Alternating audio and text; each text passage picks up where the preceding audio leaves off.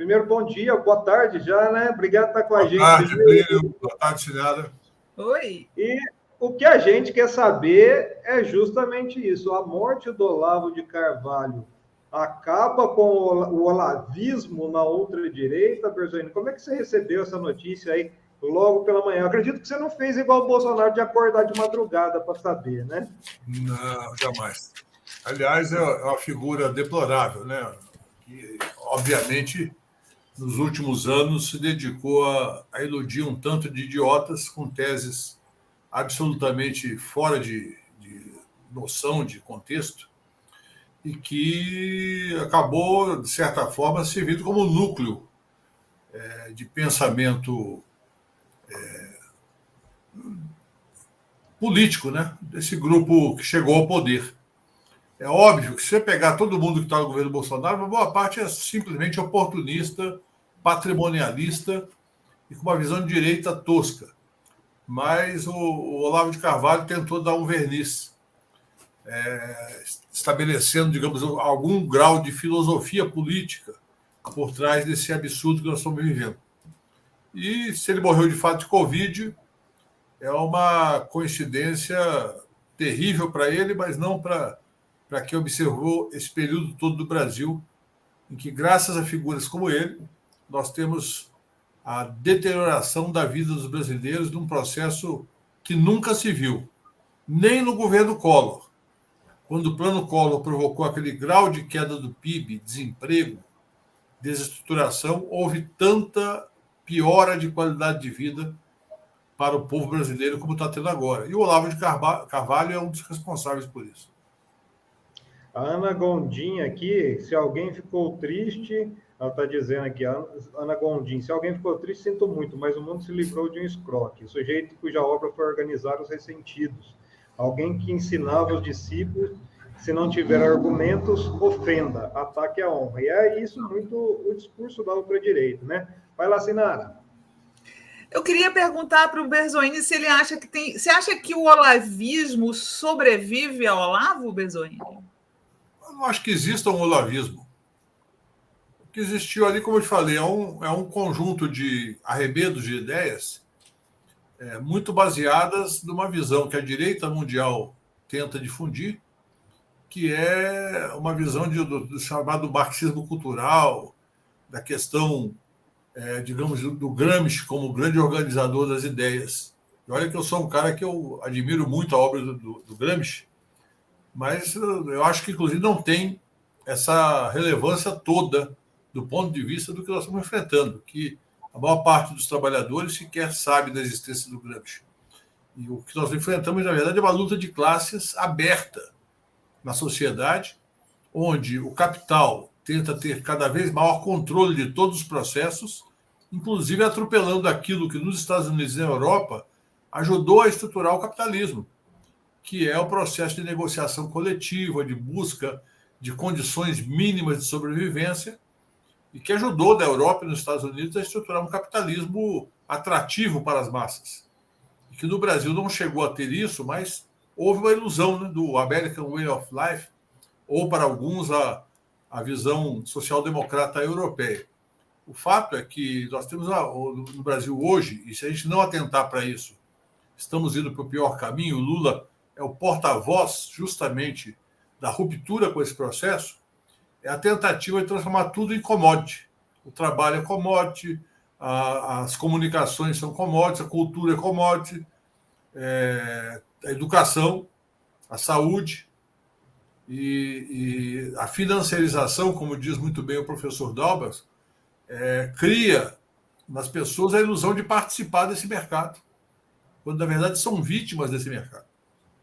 Então, o Olavo de Carvalho é um acidente na história do Brasil, um trágico acidente, que provocou um acidente maior ainda, que é o Bolsonaro e o que chamam de bolsonarismo, mas também não tem base teórica suficiente para se caracterizar como um bolsonarismo.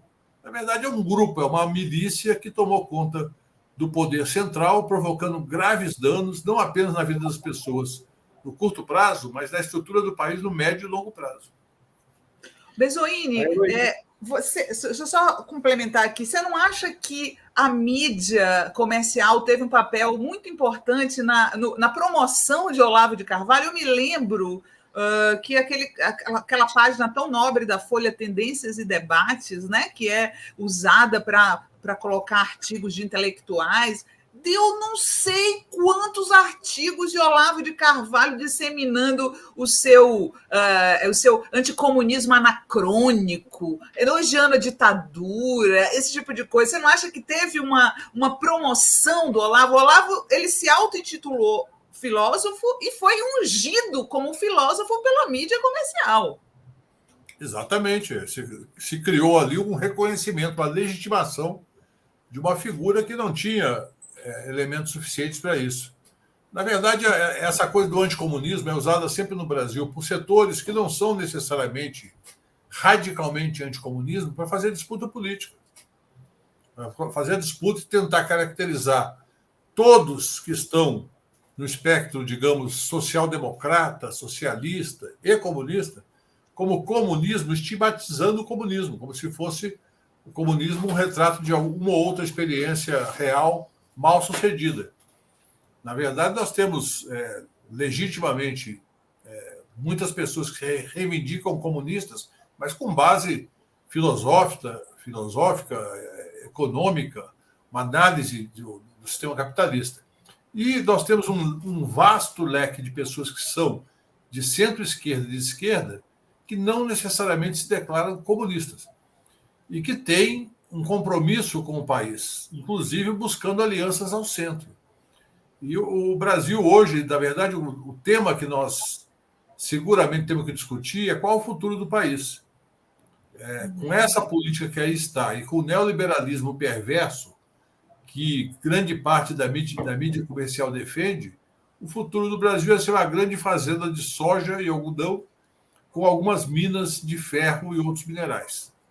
É isso que propõe para o Brasil essas alas. E enquanto nós entendemos que não há futuro para o Brasil, enquanto não houver um projeto de desenvolvimento industrial e tecnológico, sem prejuízo de haver uma agricultura forte, mas não pode ser essa agricultura predatória que está acabando com o meio ambiente brasileiro, levando áreas de diversidade ambiental enorme a se tornar vastos desertos de soja.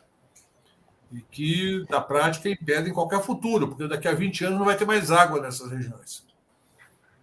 Ô, Berzoini, em relação ainda a essa questão da estrutura do discurso, né? O pessoal aqui estava falando, inclusive, que o Olavo de Carvalho, perto da Globo, é uma pulga.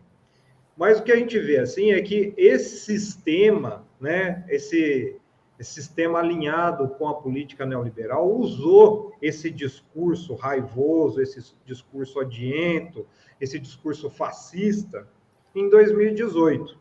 Agora sim, a gente vê que isso era uma estratégia de campanha do Bolsonaro que se alinhou aos interesses da elite. Agora a gente vê principalmente o mercado financeiro. Hoje tem uma entrevista de um ex-presidente do Credit Suisse falando justamente que o Bolsonaro representa mais risco para o mercado financeiro hoje do que o Lula. Como é que fica agora essa posição da campanha, essa comunicação da campanha? Cada dia mais, na minha percepção, eu vejo a questão do discurso do bolsonarista se afinar, né? Ele defendia um pátria, mas a gente vê que não tem nada disso, é um governo entreguista, família, não tem nada disso. E como é que fica agora sem Olavo de Carvalho, que é o mentor do discurso do ódio? Eu acho que ele vai ficar cada vez mais pragmático, aliado ao Centrão, se o Centrão não debandar, né? Porque com o Ciro Nogueira na Casa Civil e o Arthur Lira na Câmara, ele faz, e o Valdemar da Costa Neto, forte do governo também, embora não tenha cargo diretamente, ele faz toda uma operação para tentar ir pelo caminho do centro fisiológico, não o centro programático, que é montar uma estrutura com vistas às eleições, à sua reeleição, baseado em quê? No PP, no PL, PTB, em setores do PSDB e do PMDB que são pragmáticos via orçamento secreto. Então, ele está criando, na verdade, uma reeleição. Ele não vai deixar de dialogar com esse setor, digamos, mais tosco, que se referenciava no Olavo e no próprio Bolsonaro, e no Carluxo, enfim, do Eduardo. Mas ele vai trabalhar numa lógica de aumentar o pragmatismo. E é bom lembrar que as máquinas eleitorais têm peso. Independente da avaliação da popularidade do Bolsonaro, as máquinas têm peso. Só que esse peso não é suficiente, na minha opinião, para reverter uma situação eleitoral que coloca o Lula na faixa de 35% a 50% do eleitorado, que vai votar, e o Bolsonaro vai ter 15% a 20%. E aí que é o drama da terceira via, né? Que eles querem tentar ocupar com alguém que chegue a 20% para disputar a ida ao segundo turno com o Bolsonaro, mas pode não ter segundo turno. Então, quando eu falo em relação ao Olavo de Carvalho, é uma peça menor nisso, que vai desaparecer rapidamente, e o Bolsonaro cada vez mais centrão, mais Ciro Nogueira. Eles, inclusive, já estavam afastados antes da morte do Olavo, né? O Olavo estava se queixando, estava atacando o Bolsonaro nas redes sociais. Mas, antes que você se vá, eu queria mudar de assunto, porque eu queria te perguntar uma coisa.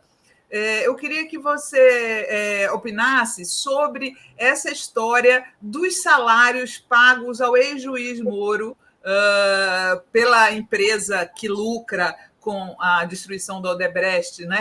Álvares e Marçal, e de toda a indústria da indústria da construção civil brasileira. Como é que você está vendo isso? Você acha que vai sair realmente essa CPI? Eu achei, Berzoini, ontem eu comentei aqui que o argumento do Reinaldo Azevedo, né, em que pese as minhas diferenças com ele, era muito bom, porque ele dizia o seguinte, que o Moro ele estreia muito mal na vida pública, escondendo um dinheiro que ele recebe de uma empresa que lucra com a Lava Jato, né? E ele vai ter que demonstrar quanto tem de patrimônio. Ou seja, quando ele registrar sua candidatura, ele tem que apresentar a declaração de bens e direitos e créditos dele. Ou seja, não tem como esconder quanto tem. E esse quanto tem vem de onde? Ele era um juiz, tá certo? Ele pode fazer palestras, mas certamente a preocupação dele de não expor esses valores demonstra que os valores eram altos. Porque senão ele poderia dar uma demonstração de compromisso com a transparência e falar, não tem problema, está aqui, eu recebi tanto. E por conta de tal trabalho, porque também todo o valor recebido tem que corresponder ao trabalho. Uma das principais estratégias do combate à lavagem de dinheiro em escritórios de advocacia, contabilidade e consultoria é você identificar, e o COAF, junto com a Receita Federal, eles trabalham nessa direção, é você identificar o seguinte, tudo bem, o cara prestou uma consultoria, mas consultoria de quê? Ele é especialista? Cadê o trabalho? O que ele escreveu? Quantas laudas? Foram 2 laudas ou foram 350 laudas? E o conteúdo dessas laudas? É coisa real ou é copia e cola? Isso é uma estratégia no mundo todo, em países sérios, de combate à lavagem de dinheiro. Escritório de contabilidade, agência de publicidade, escritório de advocacia. Claro que 95% dos escritórios de advocacia é de gente séria, fazendo trabalho sério de advogado. Mas tem gente que se presta a outras funções. Então, objetivamente, o Moro está numa encruzilhada. Se ele não abrir o jogo, ele terá imensa dificuldade de se justificar perante a sociedade. E vai ter que abrir o jogo lá na frente quando registrar a candidatura. Com certeza. Isso aí. Ricardo Berzoini, obrigado por estar com a gente mais uma vez, viu?